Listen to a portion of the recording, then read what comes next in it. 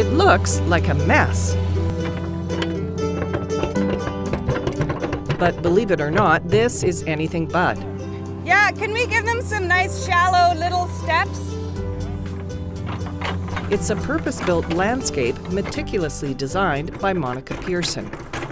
Yes, it does look like a bit of a mess right now, and every wetland project and construction project looks like an absolute mess in the making. We are creating a lot of diversity, a little bit of chaos out there in order to provide opportunities for plant species and for animal species. She's a wetland specialist hired by the Vancouver Aquarium to restore the wetland at Aldergrove Regional Park.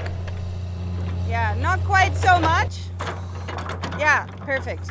It's hoped that once the wetland is restored, it could become home to the Oregon spotted frog, which once flourished here. The Oregon spotted frog is Canada's most endangered amphibian. At most recent count, we've only found 300 breeding females in the wild, which makes it extremely endangered.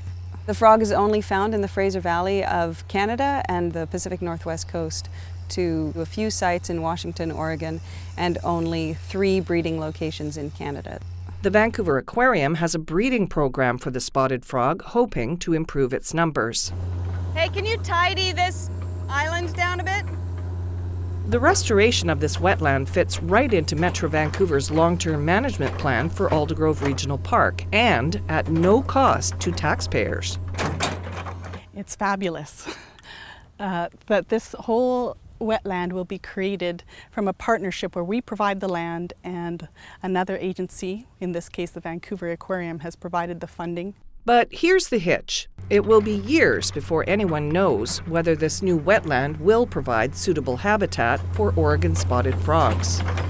We're creating this habitat for Oregon spotted frogs, but it is possible that we're not going to succeed in creating the appropriate habitat for the species. We will be monitoring the final product for at least 5 years before we introduce Oregon spotted frogs into the site. And we're going to want to be very confident in the success of the frogs in this site before they're introduced. A little divot. For Metro Vancouver, regardless of the outcome, it is still a win-win situation. 7 or 8 years in the future, there will be a wetland interpretive trail where school kids, naturalist groups and other community groups can come and have an interpretive program walking through a rich and vibrant wetland habitat. Worst case scenario is that we have a beautiful wetland that doesn't have any Oregon spotted frogs in it. It will provide habitat for many other species, particularly great blue herons. There will be fish species in here. We particularly expect to have red-legged frogs and western toads moving into the site. There will be salamanders. It will be habitat for many, many species. It's going to be absolutely beautiful when the water levels come up and the vegetation comes up out of that water. I think we'll have a really beautiful wetland to look at.